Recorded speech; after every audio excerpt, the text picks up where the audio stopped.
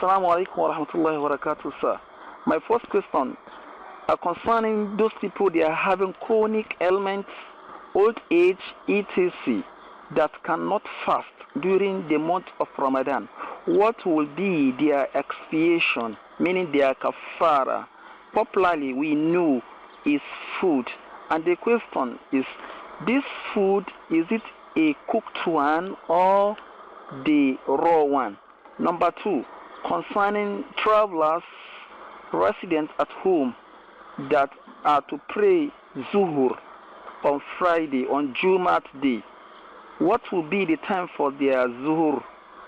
Is it prerequisite that they must wait until when the Jumaht is over, or they are to pray at time prescribed for Zuhur prayer? Number three, the greeting that we do greet ourselves during the Eidul Mubarak, and the greeting that we do greet ourselves during Jumaat, that Jumaat Mubarak, and the text messages that we do send on Friday. Is it Islamic? Assalamu alaikum wa rahmatullah. Those people that are having chronic ailment or the old age, that couldn't fast, that they are to kind of feed. Is the feeding pattern there, is it the raw food or the cooked one they will share, sir? They will share cooked food because it is it'am. Yes.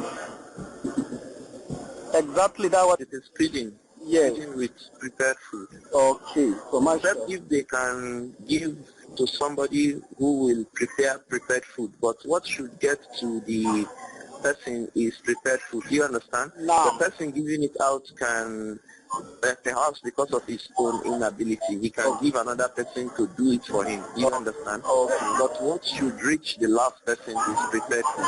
Okay. If he voice out of giving out the cooked food. Yes. Yes. What should reach the person is cooked food. Is cooked food. MashaAllah. Then the question I was asking then concerning the Friday. The two questions goes like this, like, sir. Concerning the Eidul Mubarak and Jumaat Mubarak. Then the second question is, as for residents at home and the children that to perform their Zuhur prayer, is it part of a prerequisite for them to wait for the Jumaat to be over before they observe their Zuhur? So these are the two questions, sir. There is no basis to be saying Eidul Mubarak. Ma'am. Because it is at-tahni'ah. No. At-tahni'ah is congratulating somebody. No. So you can congratulate somebody for an occasion.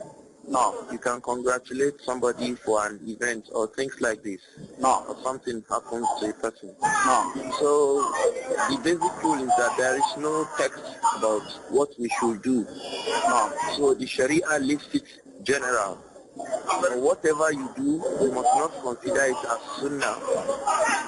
No. Hello? No. Whatever you do, you must not consider it as sunnah. And you must not do it all the time to the extent that others consider it as sunnah. You must not consider it as sunnah. No. You must not be so regular with it to the extent that other people will think that that is the sunnah. No. So people say Eid Mubarak now, and it is common, everybody is saying it. Some people may even think that there is a text from the messenger that says so. Unfortunately, what is reported from the companions is different from what people are saying. The companions used to say, تَقَبَّلَ اللَّهُ مِنَّا وَمِنْكُمْ. تَقَبَّلَ اللَّهُ مِنَّا وَمِنْكُمْ. This was what the companions used to say at the time of Eid. And even the likes of Imam Ahmad bin Hanbal, not to practice something that does not have a basis. He will not say it. But if you tell him, he will reply you. But he will not tell you from the beginning and say, تَقَبَّلَ اللَّهُ مِنَّا وَمِنْكُمْ. No. So unfortunately, Eid Mubarak is common now. It is different from what the companions used to do. And people think it's a sunnah. So the safer thing is not to do it at all. No. There is no basis for Eid Mubarak. No. And the second one is about the Jumaat Mubarak. The same thing applies because they drew evidence for Jum'ah from Eid. So if the asl is faulty, then whatever is built on it too will be faulty. But that of Jummah is far wrong. It's far, far wrong. They never used to greet themselves about Jum'ah and say Mubarak and all of these that people are saying today. They are strange things in Islam. No. Oh, Alhamdulillah. Then as for the text messages, so somebody should make it kind of to make it khalafa. You should send the message Monday or Tuesday, or you should not strictly be on Friday. If a person is sending text messages to people every Friday thinking that it is ibadah, it may even be bid'ah. No. Because it does not have a proof to be sending messages to people every Friday and say, Jummah Mubarak. They lack proof. Those things don't have any evidence. Unfortunately, the reality is that many of those who send the messages themselves, they don't know what they are saying many times. They just look for something to send as a message. Yes. So all of these, Islam is a religion of reality, not religion of fantasy and not following what people are doing. Yes, those things lack basis. But like you said, if a person likes to give reminder, he likes to remember other believers, he should give that reminder on other alternate days, Mondays, Tuesdays, Wednesdays, other days too. We should not restrict it to Jummah as if there is an ibadah on the day of Jummah, which is that you send text messages. Yes. So, alhamdulillah.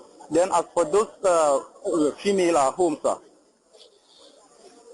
Female at home? Yes, and the younger ones that will perform at Zuhur. Perform Zuhur at the time of Zuhur. Okay, they don't need to wait for Jummah or wait to do, because the Jummah is not obligatory on them for women and children and slaves and Musafirun. The Jummah is not obligatory on them, so they should perform their Zuhur at the time of Zuhur. No. Irrespective of all whether they have prayed Jummah or they have not prayed Jummah. It's the time of Zuhur, they should pray their Salat Zuhur. Unconditionally. Yes. Okay, mashallah. In fact, tomorrow.